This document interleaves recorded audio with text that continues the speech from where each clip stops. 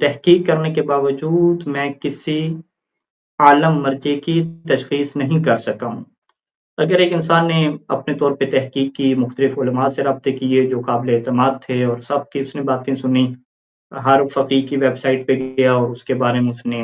History پڑھی کہ کہاں پہ پڑھتا رہا، کیسے پڑھتا رہا، اس کے بارے میں کیا لوگ کہتے ہیں، اور آخر پہ وہ کہتا ہے کہ میرے لیے کوئی فقیہ اور کوئی مرجع بھی عالم ثابت نہیں ہوا۔ اب یہاں پہ اس کا کیا فریضہ ہے؟ تو یہاں پہ سید سیستانی دامت العالی نے ایک حل پیش کیا ہے کہ جو حل احتیاط کے مطابق ہے، یعنی انسان عقلی طور پہ اگر اس کے اوپر آ جائے تو وہ بہترین چیز ہے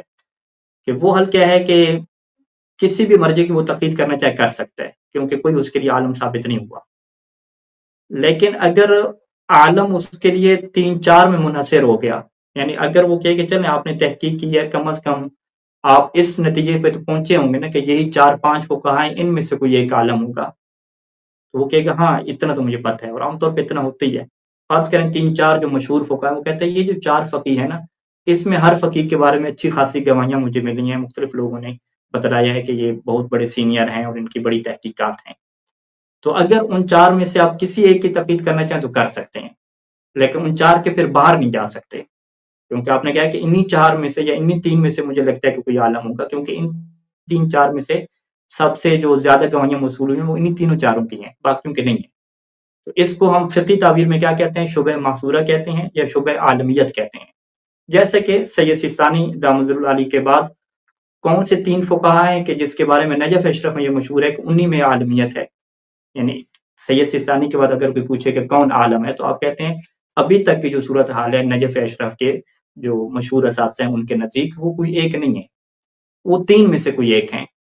ٹھیک ہے۔ وہ ہم بہرحال نام بھی ذکر کرتے رہتے ہیں کہ آیت اللہ اسحاق الفیاض خدا نے صحت کاملہ دے، ہاسپٹل میں ایڈمٹ ہیں، اور شیخ وحید خراسانی خدا ان کو بھی طول عمر عطا فرمائے، اور سید شبیری زنجانی خدا ان کو بھی صحت و کاملہ عطا فرمائے۔ تو یہ 3 فقہاء ہیں جن کے اندر شبہ عالمیت ہے کہ ان میں سے آپ کسی کی تقلید کر سکتے ہیں۔ تو اگر جس بندے نے عالم کی تشخیص کے اوپر کچھ وقت لگایا، مختلف علماء کے بیانات لیے، اور آخر میں وہ اس نتیجے پہنچا کہ بس یہ 5-6 فقہاء ہیں، انہی میں سے کوئی ایک عالم ہے، تو ان میں سے وہ کسی کی بھی تقلید کر سکتا ہے، کسی کے فتویٰ کے مطابق بھی عمل کر سکتا ہے۔ اور یہاں پہ سید ثانی نے فرمایا کہ کچھ موارد میں اسے احتیاط کرنی چاہیے، اور وہ کون سے موارد ہیں کہ جہاں پہ اختلاف ایسا ہو کہ دونوں طرف جو ہے وہ واجب کا حکم ہو۔ یہ فقیہ کہہ رہا ہو کہ آپ کے اوپر نماز قصر پڑھنا واجب ہے، دوسرا کہہ رہا ہو کہ آپ کے اوپر پوری نماز پڑھنا واجب ہے، دونوں طرف سے واجب واجب آ گیا۔ اب اس کی ذمہ داری کیا ہے کہ دونوں کے اوپر عمل کرے احتیاط کے طور پہ، یعنی احتیاط کے طور پہ قصر نمازی پڑھ لے اور احتیاط کے طور پہ واجب نمازی پڑھ لے۔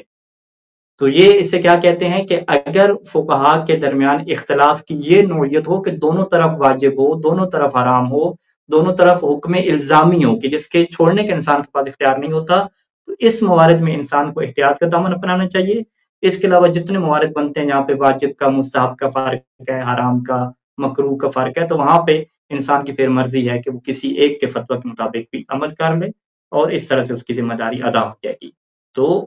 میں اپنی بات کا یہ خلاصہ کروں کہ اگر آپ کے لیے کسی ایک کی مرجعیت ثابت نہیں ہوئی، یعنی عالمیت ثابت نہیں ہوئی، کوئی ایک عالم مرجع ثابت نہیں ہوا، تو جتنے 4-5 کے درمیان آپ کو شبہ ہے کہ انہی میں سے کوئی ایک عالم ہوگا، آپ ان میں سے کسی کی بھی تقلید کر سکتے ہیں، کسی ایک کے اوپر ڈیپینڈ کرنا ضروری نہیں ہے۔ اور ان میں سے اگر کسی ایک کے بارے میں آپ کو زیادہ احتمال ہو کہ یہ زیادہ جو ہے وہ فقیہ مجھے عالم لگتا ہے، تو آپ اس کی طرف جائیں گے۔ اور اگر فرض کریں کسی ایک کے بارے میں زیادہ احتمال بھی نہیں ہے، سب کے سب آپ کو ایک جیسے لگتے ہیں، تو پھر کسی کے فتوے کے اوپر عمل کر سکتے ہیں، سوائے ان موارد میں کہ جہاں پہ دونوں طرف سے ایسی چیز ہو کہ دونوں طرف سے وجوب آ رہا ہو، دونوں طرف سے کیا حرمت آ رہی ہو، دونوں طرف سے حکم الزامی آ رہا ہو، تو وہاں پہ آپ کو کیا کرنی ہوتی ہے؟ احتیاط کرنی ہوتی ہے، اور احتیاط کے طور پہ آپ کو یا تو دونوں کام کرنے پڑتے ہیں یا دونوں کام چھوڑنے پڑتے ہیں۔ اس طرح کے مختلف مسائل میں اس کے حالات پیش آتے ہیں، تو یہ ایک بہترین چیز ہے۔ اس کے علاوہ خامنہئی صاحب کو تو یہ کہنا ہے کہ ان میں سے کسی کی آپ کو اگر احتمال زیادہ ہو نا عالمیت کا، آپ اسی ایک کی تقلید کر لیں، تو یہ بھی اس طرح سے بھی آپ کر سکتے ہیں۔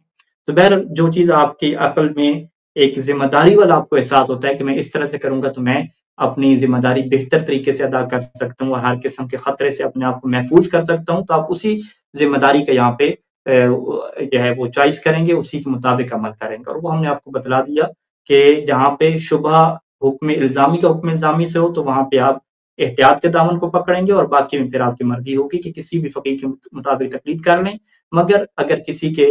عالم ہونے کا زیادہ احتمال ہو تو آپ اس کے مطابق چلنے کو زیادہ پریفر کریں گے، ترجیح دیں گے۔ تو یہ ساری کی ساری چیز عقلی ہے اور عقلی طور پہ اس کے اوپر غور و فکر کریں تاکہ قیامت کے دن جواب دہی سے آپ کی جو حجت باطنی ہے، جو عقل ہے، یہ جواب دے سکے۔ یعنی اس میں پھر یہ نہ ہو کہ آپ کی اپنی خواہش نفس شامل ہو، آپ کی اپنی سہولت اور آسانی شامل ہو، نہیں، اس میں ذمہ داری شامل ہو کہ آپ نے واقعاً